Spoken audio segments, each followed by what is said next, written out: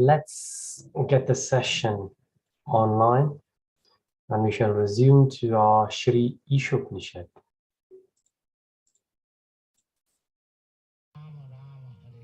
Hare Krishna.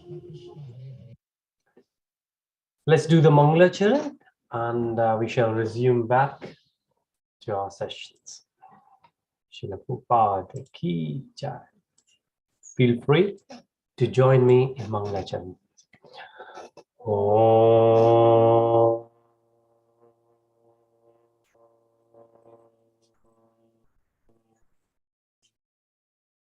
Ajnanatimmirandasya Jnana-jana-shalakaya Chakshurunmilitam yena Tasmai Shri Guruve Namaha Shri Chaitanya Manobhishtam Stapitam yena bhutale Swayam Rupaha Kadamayam Dadati Swapadamtikam Vandeham Shri Gurun Shri Yuda Padakamalam Shri Gurun Vaishnavam Cha Shri Rupam Sagrajatam Sahagana Raghunatha Vitam Tam Sajiva Sadhvaitam Savadutam Parijana Sahitam Krishna Chaitanya Devam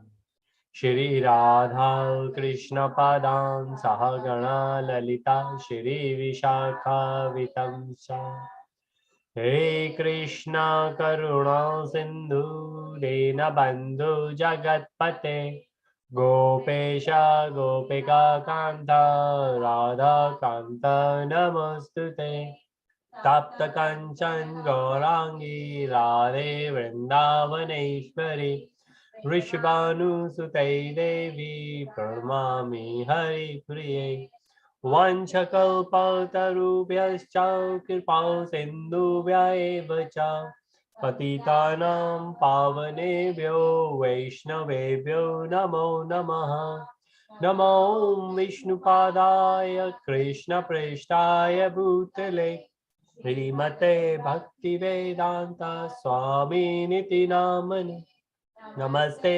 Saraswate Deve Gauravani Pacharine Nirvishesha Shunyavadi Paschat Deshitarine Jai Shri Krishna Chaitanya Prabhu Nityananda Shri Advaita Gadadhara Shri Vasadi Gaura Bhakta Vrinda Hare Krishna, Krishna Krishna, Hare Hare, Hare Rama, Rama Rama, Hare Hare, Hare Krishna everyone.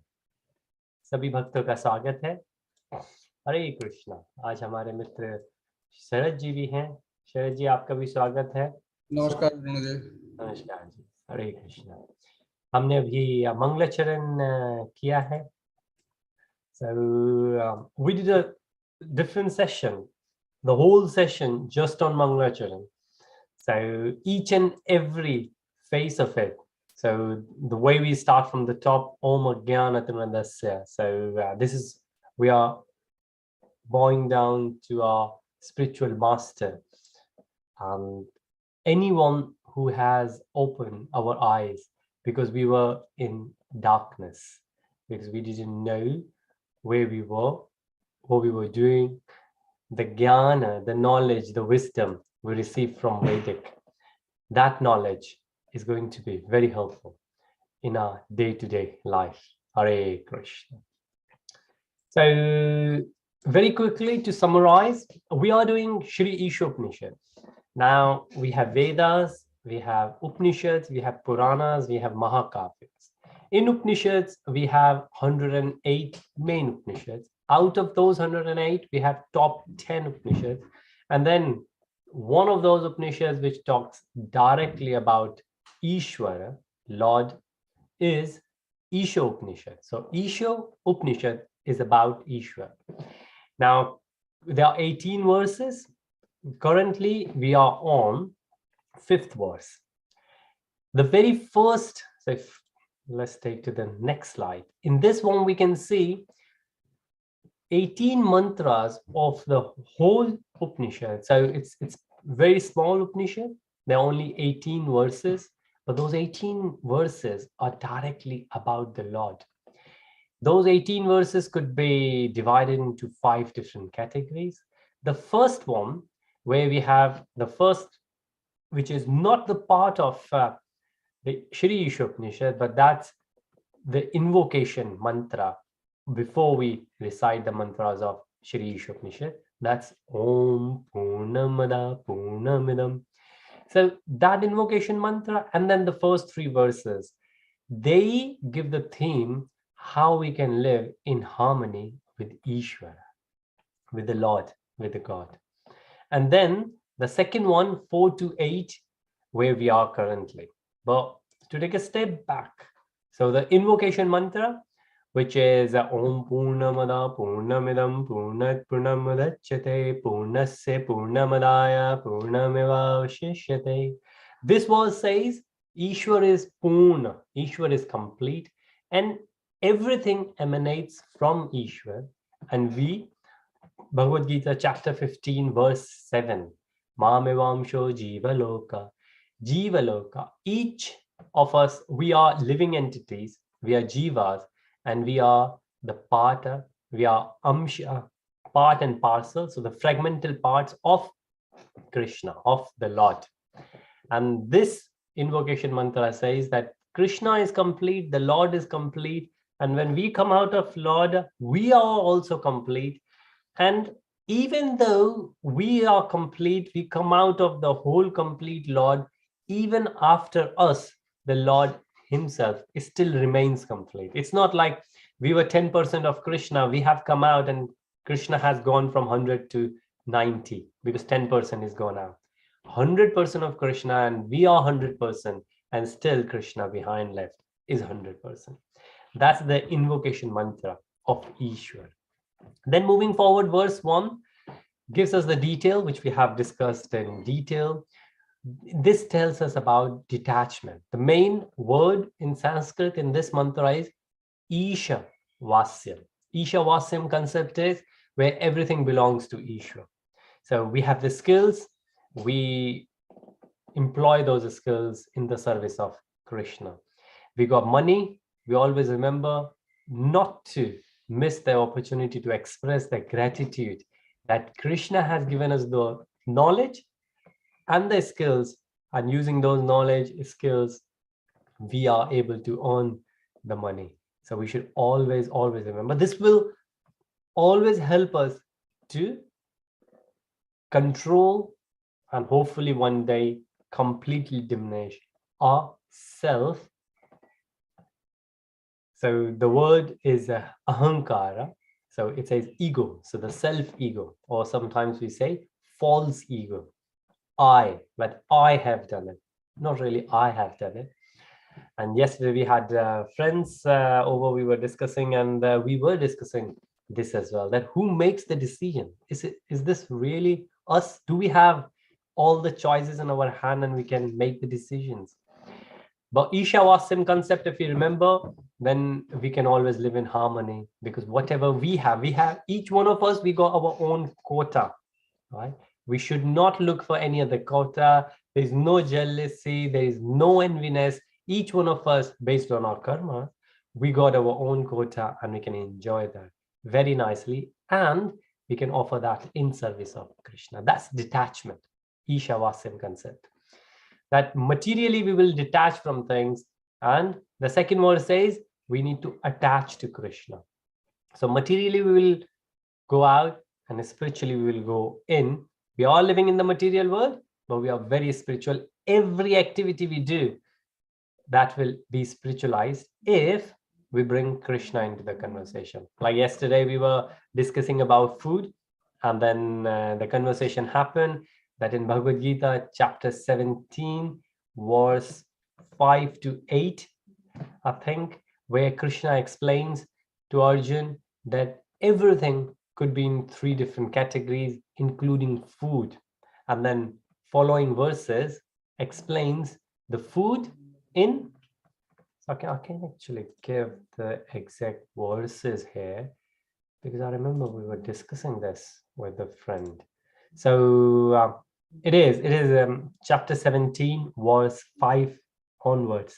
Food in goodness, food in mode of passion, food in mode of ignorance.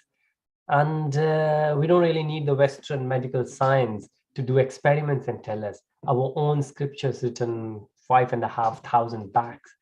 And that's then they were compiled. They were in existence even before that.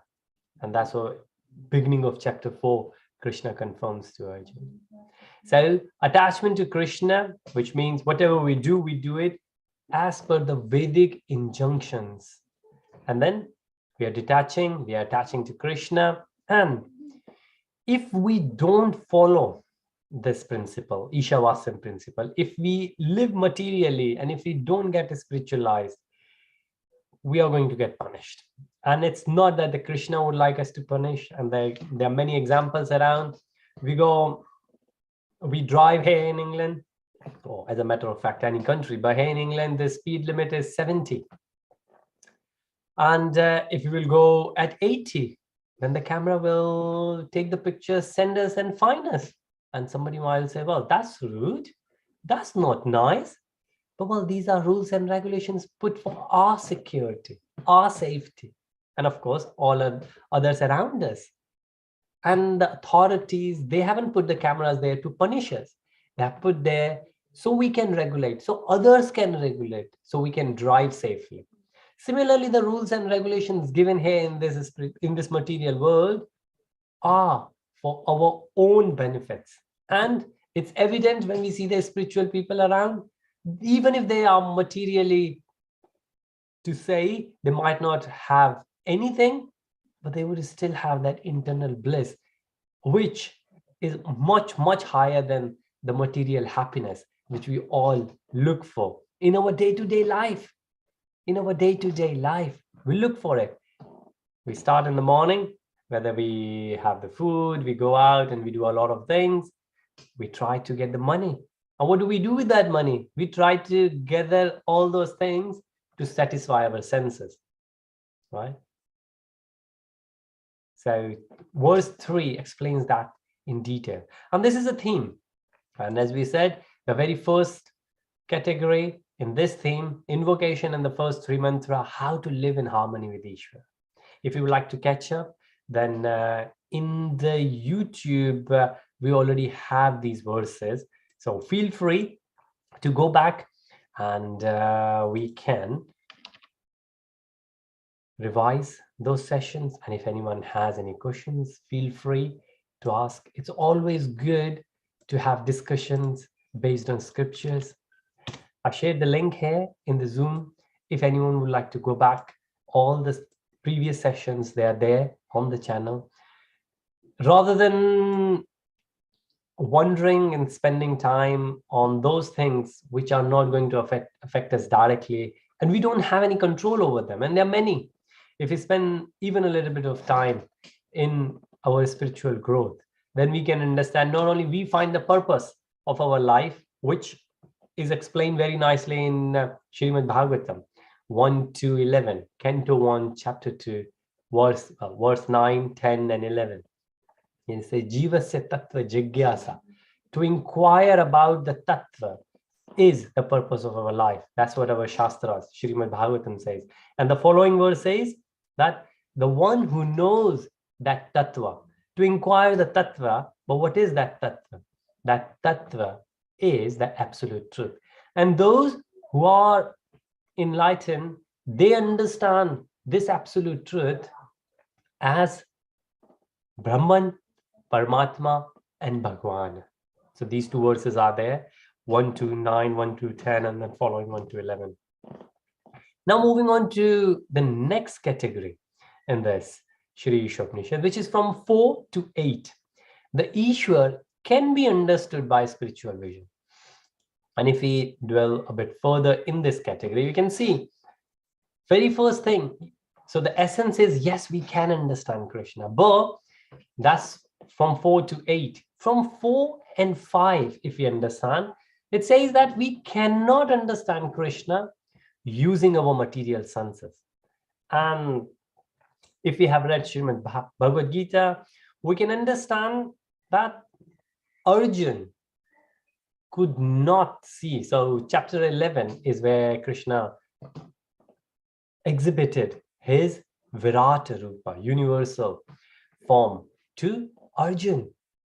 But before he did it, before Krishna did it, Krishna said to Arjun, Arjun, you cannot see me from these material eyes. Therefore, I will give you spiritual eyes. I will give you spiritual eyes.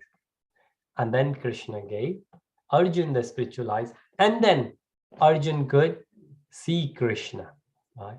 So the very first thing we need to understand that our eyes are limited, right? And Shri Īśopaniṣad we have discussed in the beginning as well. And if you can see me, I got glasses. Without glasses, I can't see. If we are on the phone, somebody can pretend to be someone else, and our ears can deceive us. Our smell can deceive us, right? We cannot rely on our material senses because they are limited. We get illusion, we get bewildered by these. So if we can't understand it, or we cannot rely on our senses to understand even the material things, how can we understand a spiritual Lord based on these material?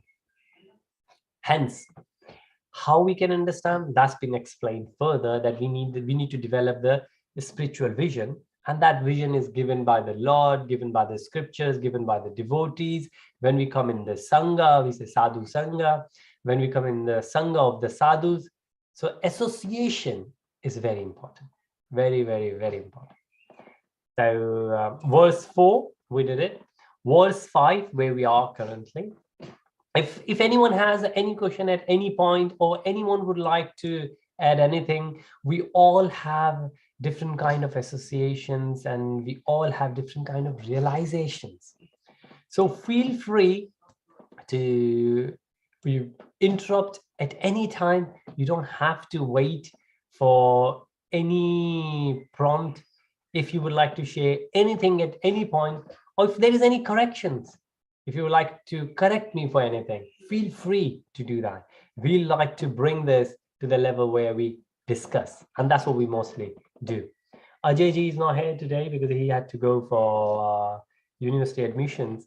Otherwise, he's one of our regular members who loves to ask questions. And his son, I know him well because he comes to our children's sessions as well, and he's full of inquiry as well. And this is the purpose of our life, to inquire.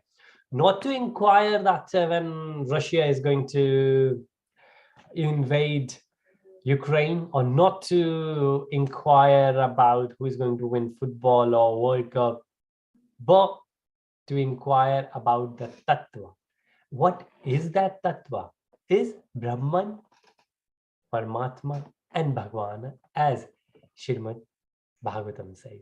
So the very first thing, a lot of times we ask each other that what's the purpose? What's the purpose of our life?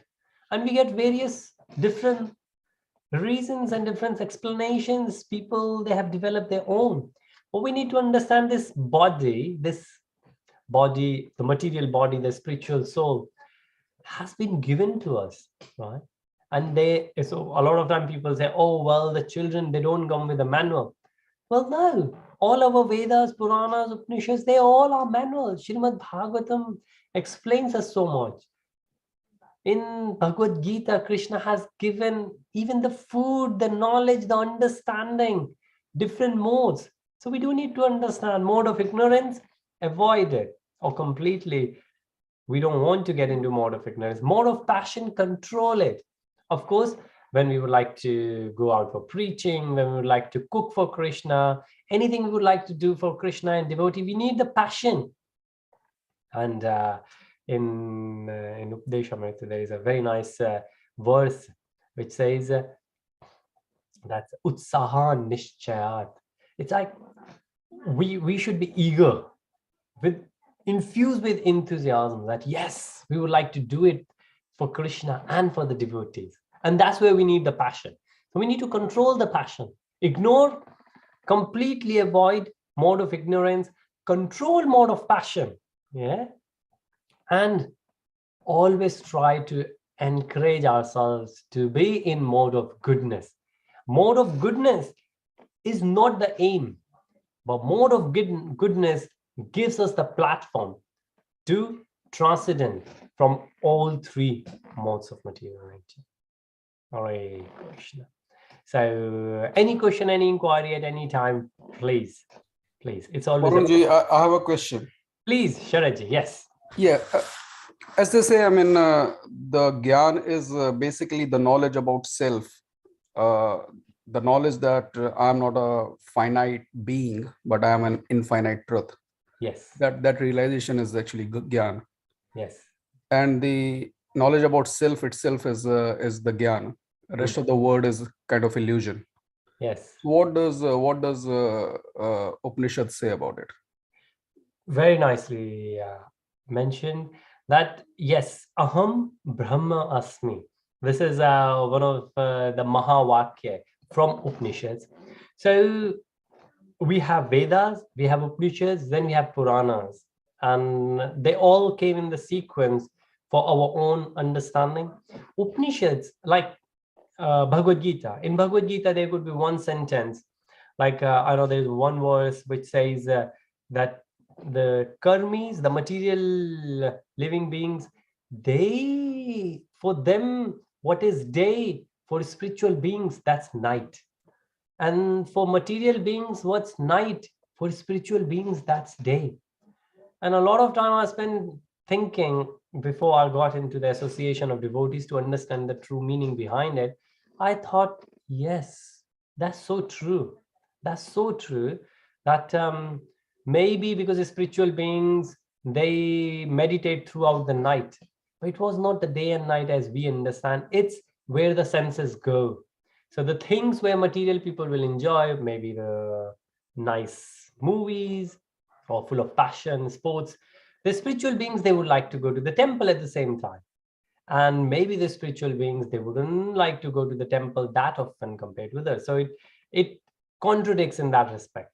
But that's one bit just to explain that it's sometimes hard to understand what it says in Upanishads, and even Bhagavad Gita is considered as Gita Upanishad. Now the question, Aham Brahmasmi. So the words I just mentioned from Srimad Bhagavatam, which says that Jivasya tattva jigyasa, the purpose of the life is to inquire, right? And as you said, to inquire about the self. But that's the Bhagavatam says, and Upanishads also say, Upanishads focus on the very first aspect of the Lord, as it says in Bhagavatam, that those who understand Krishna, they understand, those who understand the Lord, they understand the Lord in three different aspects. The first one is Brahman. And when we say Aham Brahma Asmi, then those part of the Upanishads are only focusing on that. And that is the first realization.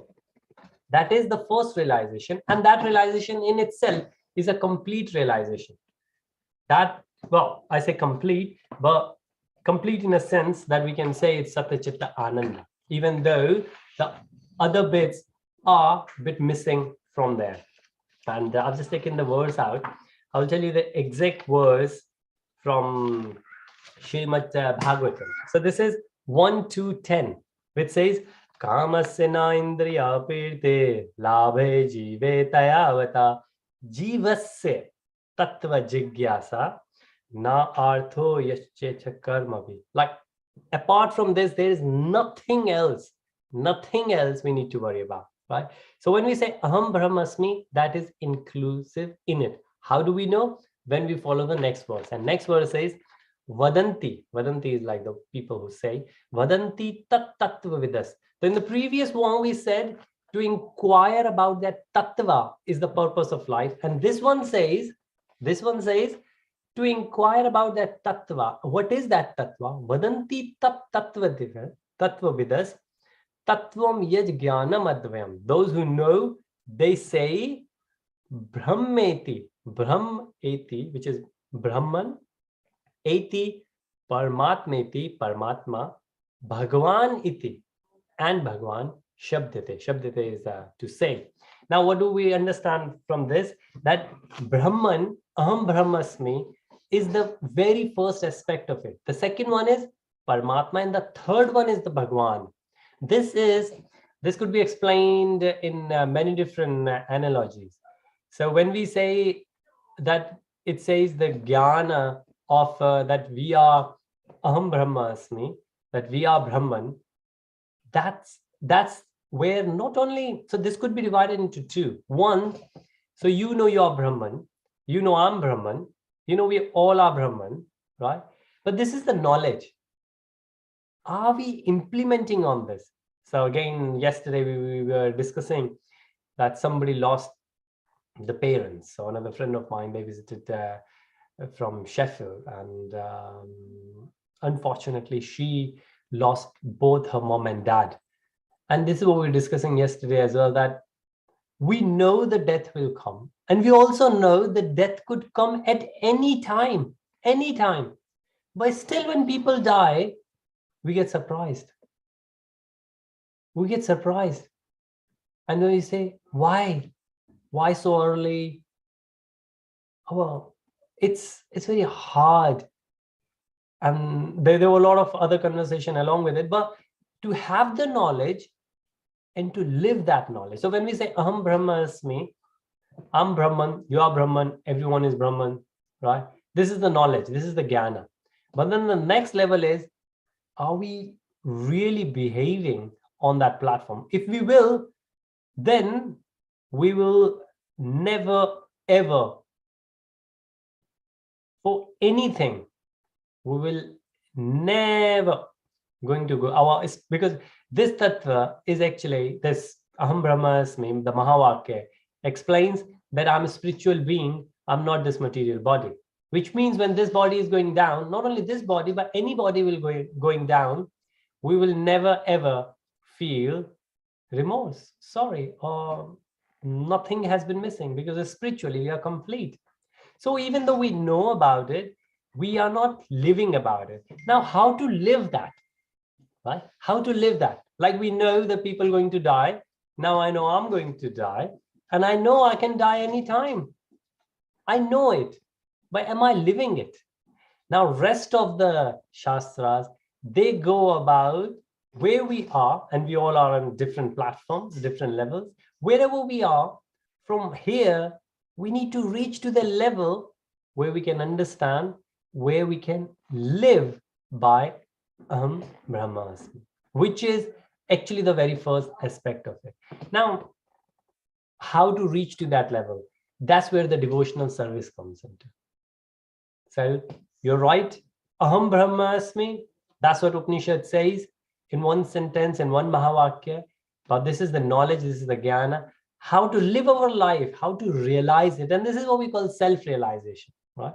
How to realize this, that when we do the actions in our day-to-day life, when we make the decisions, then we are making this decision based on this realization, not based on this knowledge, because we don't really. If somebody will go down in family, we cry. But why? Well, I'm Brahman, that person is Brahman. Well, if a part of Brahman is gone, Brahman is infinite, as you said. So if you take a bit from infinite is still infinite. So why will cry? Yeah. Anyway, please. Yes. Yeah, good morning, everyone. Thanks. Hare. Very, very beautifully explained. And good question as well. Say this thought, this Aham Brahmasmi, it has been quoted, as you said, as a Mahavakya, and sometimes wrongly quoted in the Ravana's context. Perhaps Ravana did say at some place that Aham Brahmasmi. So it has got a different tangent as well. And perhaps there is a flip side of the coin to this Mahavakya, which says Tat Tvamasi, which is in perhaps Chand Yoga of Samveda. So these two taken together, I mean, it completes, right, the unity between the microscopic to macroscopic, once say Krishna, I mean, evolves and shows his giant roop to everyone and say, I'm divine. So everyone is inside me, right?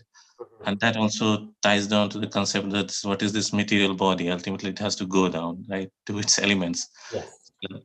Yeah. So please expound that. Very nice. Thank you, Animesh. And this is the beauty of having a discussion. Yeah, thanks. Yes. Thanks, Arunaji. That answers. Very nice. Thank you so much. Just to complete that, the way we can understand and the way it has been explained in Shastras, the analogies are given. So the analogy of sun is given, for example, just to understand Brahman, Paramatma, and Bhagwan. So the one I mentioned, Srimad Bhagavatam, Canto 1, Chapter 2, verse 11, which says, Brahmaneti, Paramatmeti, and Bhagwaneti Shabdate. In that, the analogy explains the relation between these three. And the relation is, the sun is there in the sky, and the sun rays are falling on me. So when the sun rays falling on me, and when I realize that sun rays are falling on me, which means I realize myself as a spiritual being, then I understand this is Brahman realization. But when I see this sunlight, sun radiations, they are not only falling on me, but they are also falling on everyone else. Everyone else, of course, whoever is in the sun, somebody who is inside, it's not sun's mistake, the person is inside, right? But when we realize not only we are spiritual beings, everyone else is a spiritual. Everyone, whether they realize it or not is a different thing. The person has closed eyes and they can't, well, maybe the sun is not too hot, sun radiation is falling on it, the person has closed eyes, a person is talking to someone, person hasn't realized sun radiation is falling. So the person is not a realized being. But because we are realized, we can see the sunlight on ourselves, we can see the sunlight on others. That when we can see on everyone else, then we say, this is Paramatma realization. That not only I am spiritual, everyone else has that spiritual element. Like what chapter 15 verse 7 says, Jivevamshu, Amevamshu, Jiva, little bit, every one of us. But that's the only second realization, that everyone got sunlight. The third is that what is the source of this sunlight? The sunlight which is there on me, the sunlight which is there on everyone, the source is the sun. And that's Bhagwan. So Brahman realization is my realization. I understand I am Brahman. But when I understand that not only that spiritual part is in me, that spiritual part is the essence and of the existence of everything, that's Paramatma. That's the reason in India we always say that Karn Karn mein Ram Vasa. And that's the beauty. It's not only living beings, even non-living things have Paramatma in it. So you and me, we have Atma and we have Paramatma. But the stone doesn't have Atma, and that's why it's not living. But that stone also have Param Atma, which is super soul, in other words. So if we understand this, then we can understand Brahman, Paramatma, and Bhagwan. Now the only other, sometimes the confusion happens when, and it's very evident, because different devotees, they look for different things. Now in Bhagavad Gita, Krishna explains that there are 4 different categories of devotees who come to me, and based on the gunas, based on their previous actions, different people, they understand different things. And some, they will only focus on jnana, they will only focus on Brahman realization. Others who are, as per chapter 6 of Bhagavad Gita, they only focus on Ashtanga Yoga, and they will reach to the level of Paramatma. But then Bhakta, like what Krishna says to Arjun, that out of all the yogis, Gyan Yogi is. So, sure, Sharadji. Thank you so much for your time, and look forward to have you again as well. As I say, anytime or for any long. It's great. Always good to have your association. Thank you, Ronji. Thank you. Hare Krishna. Thank you so much. So based on the previous karma, some will only look for Brahman realization, some will only look for Paramatma realization. But Krishna explains, out of all the yogis, those yogis which they love me and they serve the devotees, they reached. First, Krishna says the Gyan yogi, but out of all the Gyan yogis, the one who renders service, devotional service to the devotees, they are dearer to me. So, like Krishna explains, Patram Pushpam Phalam Toyam. Like even a flower will do, a leaf will do, the water will do, fruits will do. But how will give? With bhakti, with love. So, on mantra 5, this explains the inconceivable knowledge about Krishna, about the Lord. It says, Tad ijanti tad na janti. It's like tad. When we will see the English translation, right? Very, very quickly we will go for it. Tad ijati tad na ijati tad dure tad va anitike tad antarasya sarvasya tad u sarvasya bhayata. And we have seen, so there are different lectures which we have combined together. This is from Bhakti Shastri course of Chaitanya Charan Prabhuji. Srila Prabhupada's purpose he has categorized, and the very first bit where he has explained, supreme must be inconceivable. Like we cannot understand, and we have just discussed, without glasses I can't see. We are in the sand, we were there in the Middle East, and when we see the sand, it appears to be, at a distance, it appears to be full of water. And then with experience, we can say that this is not water, this is sand, but still our eyes are telling us that this is water. So we cannot rely on our material senses. How absolute truth is far yet near, and this is the verse, that verse says in English translation that Krishna is very far, but yet Krishna is very near. Krishna is inside us and Krishna is outside everywhere. Krishna is here and Krishna is everywhere. And how to understand that? This verse explains the inconceivable property of Krishna. And then deity worship, and we will quickly look into that, the beauty of deity worship, what we do. Nirgun yet Sagun, this is what we were discussing. Nirgun is Brahman realization and Sagun is Bhagwan realization. How the Lord pervades everything yet is separate. And we have discussed this in the past as well, but we will look for it. So just to revise, because we have covered this bit, that absolute is not illogical, but translogical. So what is logical? Logical is something we know, right? And we say, okay, 2 + 2, 4, and that's the reason 10 + 4 is 14, because we have some kind of knowledge. But what about that, what we don't have the knowledge? Like we discussed the magnet. In the village, there might be some places still where people don't know what the magnet is. If they don't know what the magnet is and they will see it, one metal running to the other metal, which is magnet, then they will say, this doesn't make sense. This is illogical, because they have not seen two metals running towards each other, but they didn't know that a metal could move towards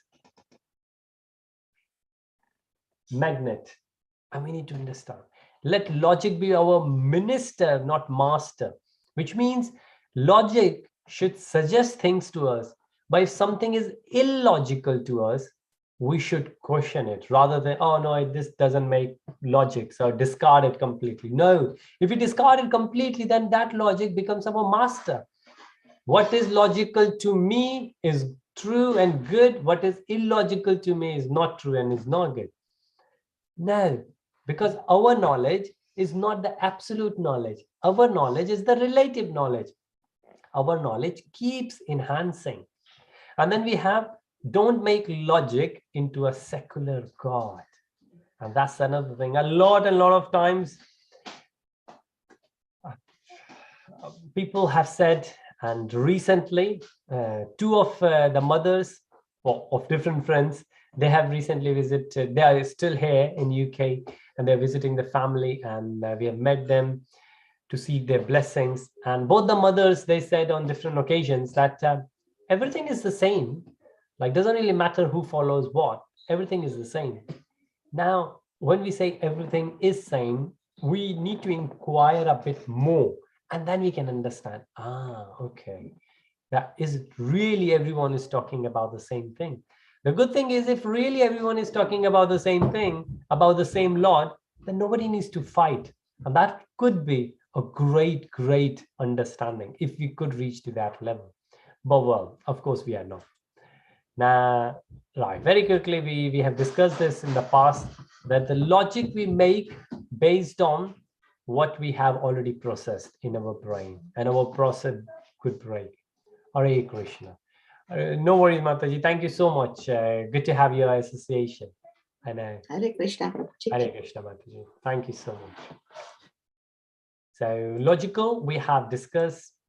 So I will quickly run this past. And we've seen many examples there. Right. So from here, if we briefly see the paradox.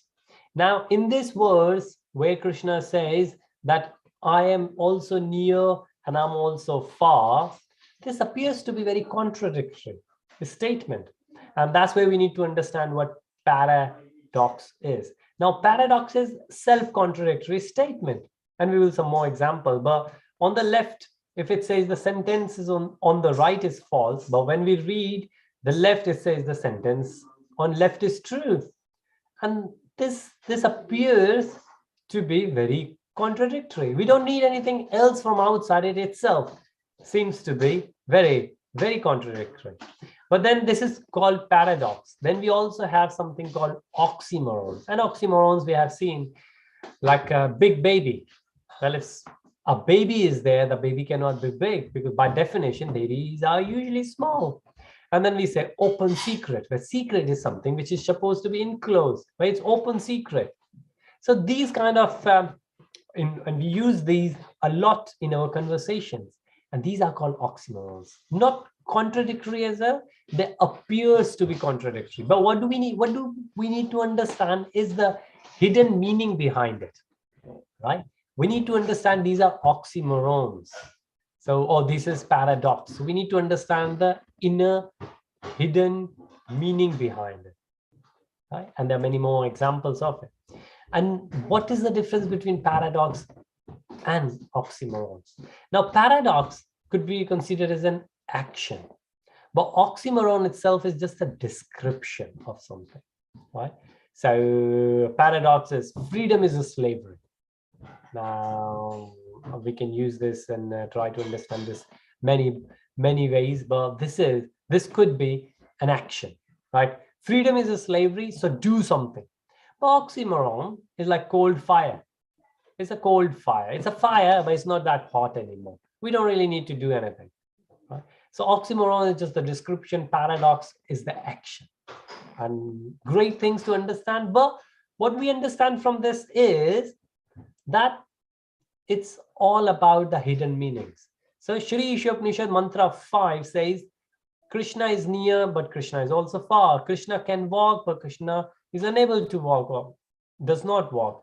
Krishna is inside, Krishna is outside, Krishna is here, Krishna is everywhere.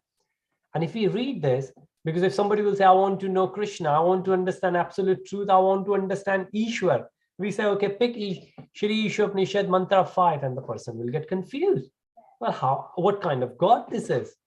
But then, as we have just seen, we need to understand the hidden meanings behind it. Hidden meanings. And that's where the spiritual master, the gurus, the acharyas, the senior Vaishnavas, they come into picture. And here, Srila Prabhupada ji gives an example of deity worship. Now, I hope every one of us, we do deity worship. We have deities in our home. We go to the temple, like Mataji is just visiting the temple now. So when we go to the temple, we have deities, right? Now, a lot of times, those from different religion or those from Hinduism, Sanatan Dharma, they also say, oh, what's the use of going to the temple? First of all, we have deities at home. And even those who don't have deities at home, they also say that what's in the deity? Do you think that God is limited? God is limited in the deities, in the statue. That's what you think. God is everywhere. So what's the need of going to the temple? God is everywhere. What's the need of like in your home having a temple at one place? What's the need? A lot of times people, they say that. But then also those who don't believe in deity worship, they say that God is a spiritual. God is great. So how God could be limited to this statue? How to understand that? Srila Prabhupada ji has explained so nicely in his purpose that this is why we say that Īśopaniṣad Mantra 5 says that Krishna, absolute truth, is inconceivable. But let's try to understand it. Let's try to understand from the point of view of Krishna. So it says, of course, and Chaitanya Charan Prabhuji explains that very well as well, that not only if we say, oh Krishna, how God could be in the statue, somebody can turn and say, why not? Because if God can do anything, why God cannot be in the statue? Right? Because if you say, oh, God cannot be in the statue, God is everywhere. But if God is everywhere, God is in the statue as well. If God is everywhere outside the temple, God is also there in the temple. Right? So that's one understanding, if you try to understand. That God is everywhere. God is there in the statue as well. Right? But when God is there in the statue, that doesn't mean that God is limited to the statue, limited to the deity. God is not limiting his powers in that particular statue. It's not that we are limiting God by saying God is only in the statue and nowhere else. No, because God is unlimited. And as we were discussing, God is infinite. Right? But God is also there in it. Now, when it comes to the deities, what's difference? Now, you and me, we can buy deities, right? Go to the market, and even here, go to the temples. Otherwise, in India, almost any temple we go, next to the temple, there's a shop. You go to the shop, you can buy your favorite demigod, Devi Devta, or the god, and then bring it to the home. What's the difference? What's the difference in those statues and the deities in the temple? The difference is what we call prana pratishtha.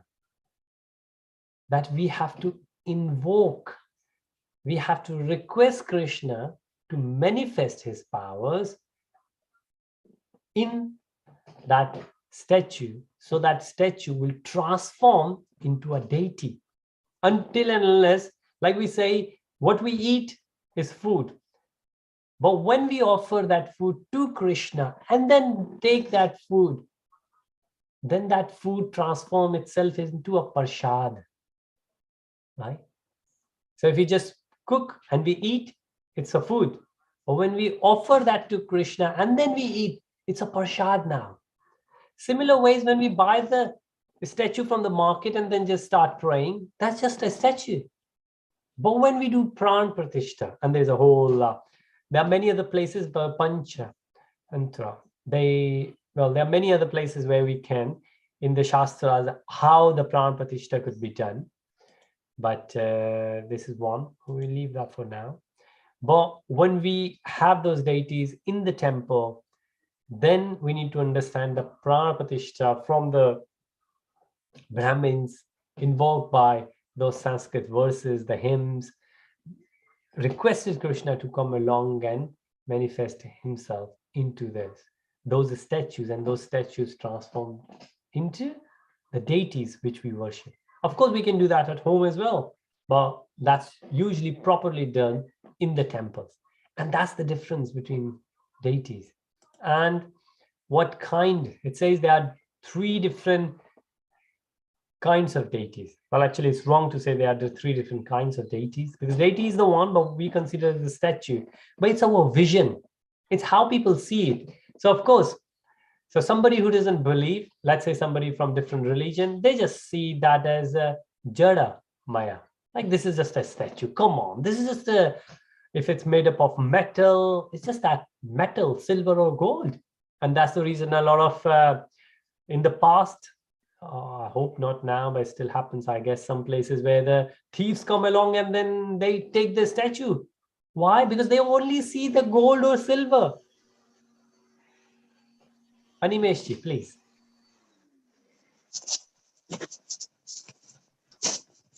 Hare Krishna.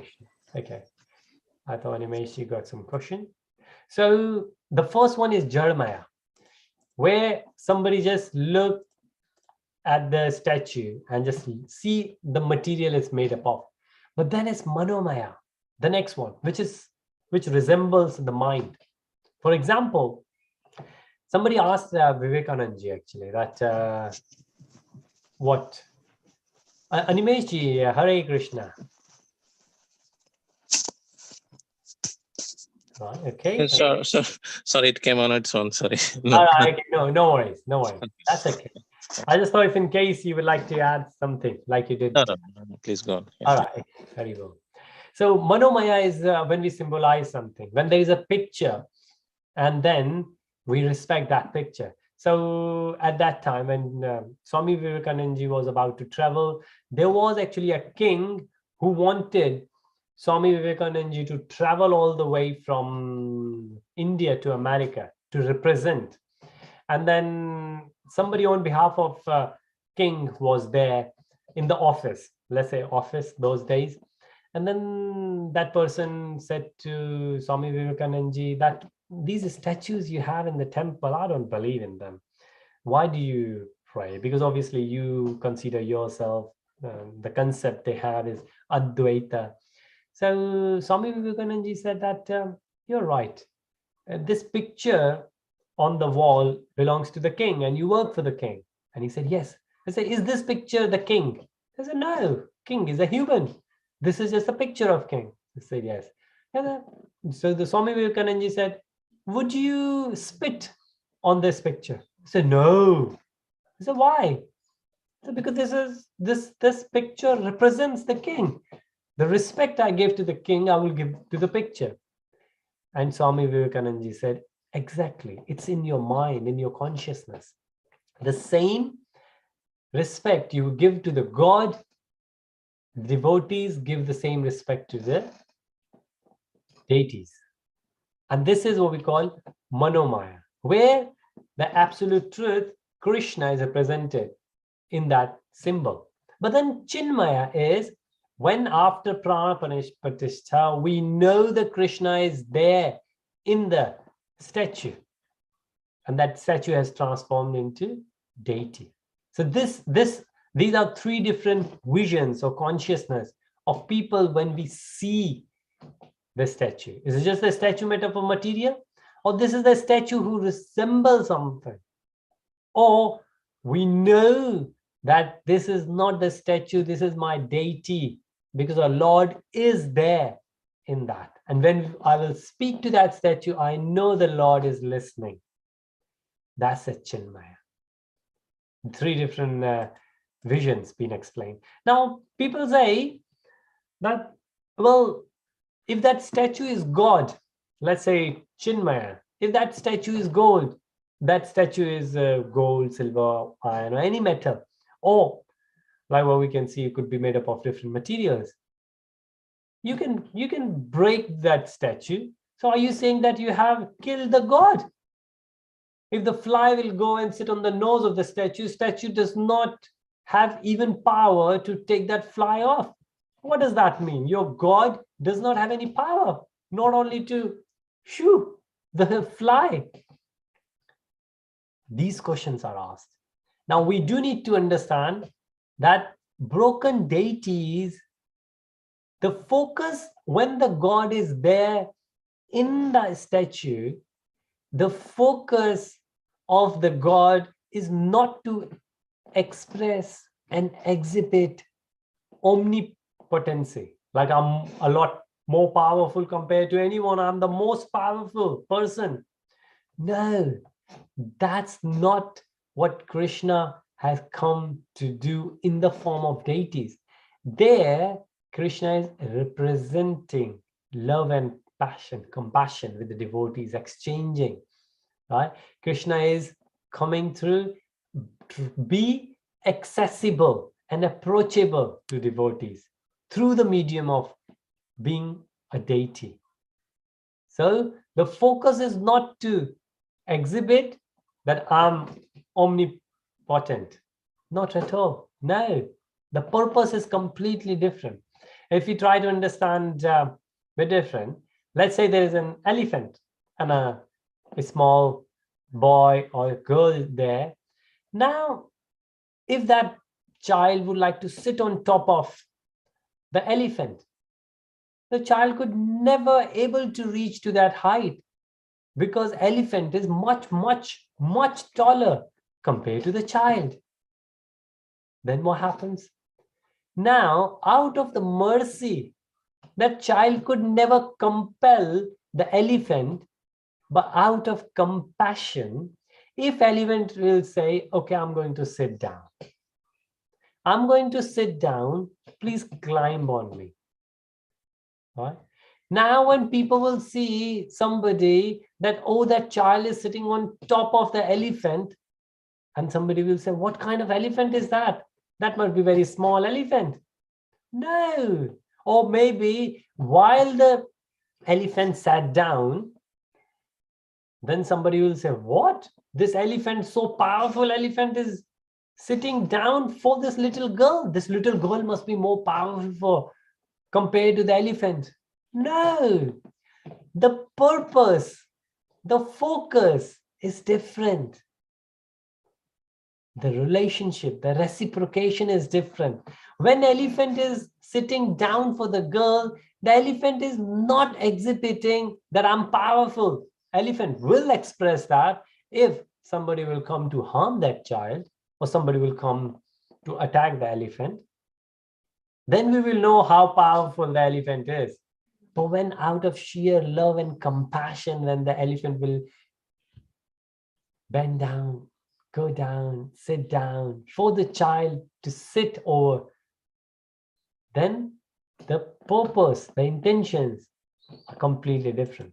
Something else people say, oh, well, the scriptures can burn. And you say scripture, Srimad Bhagavatam is Krishna, I can burn Srimad Bhagavatam. Well, the same thing.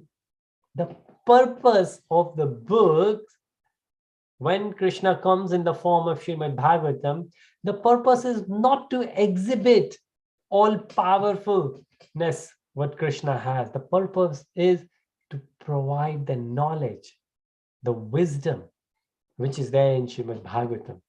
So devotees can escalate to the level of bhakti and prema. So if we understand through these examples, then we can understand Krishna. Otherwise, Krishna, as it says, is inconceivable. There are a few more examples, and which Srila Prabhupada has mentioned in this purport, and which Chaitanya Charan Prabhuji and Radhesham Prabhuji has explained very nicely. So we will try to go through them next Saturday, same time, 9:30 in the morning, from 9:30 to 10:30. We had a great discussion early on by Sharadji and Animeji. It's always a pleasure to have you. If you could come along next time as well. And it's a pleasure to bring along all your friends to have this, especially those who consider themselves as Hindu, because being Hindus, we need to understand what's there in our Shastras. We need to understand. We do need to have time to discuss that. But thank you so much for your time today. Try to understand Īśopaniṣad, Ishwar, through the eyes of scriptures and Guru and Gauranga by Srila Prabhupada. Thank you so much for your association. Look forward to see you next Saturday, 9:30 in the morning. Hare Krishna. Then pranam to everyone. Srila Prabhupada ki jai, Gurudev Maharaj ki jai, Samved Bhakta Vrinda ki jai. Jai Jai Shri Radha Isha. Hare Krishna everyone.